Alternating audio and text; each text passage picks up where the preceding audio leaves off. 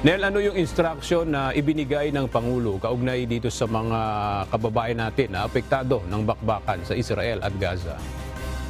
Yes, aga hinimok ni Pangulong Ferdinand Marcos Jr. ang mga kinaukulang ahensya ng pamahalaan, partikular na Department of Migrant Workers at Overseas Workers Welfare Administration na maglatag na ng repatriation at evacuation strategies para sa mga Pilipino na apektado ng Israel-Hamas conflict. Sa pulong sa Malacanang kahapon, muling binigyan din ng Pangulo na ang ibinibigay na tulong ng pamahalaan sa patuloy na gulo sa Israel.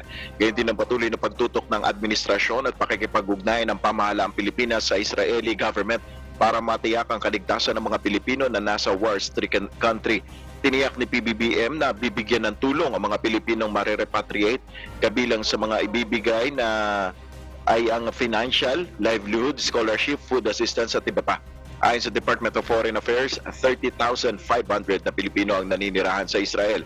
99% ay nagtatrabaho bilang caregiver. Itinaas ng DFA sa Crisis Alerts Level 2 ang Israel at 3 naman sa Gaza Strip. Yan muna ang ating update. Balik sa iyo, Aga. Maraming salamat, Nel Mariboho.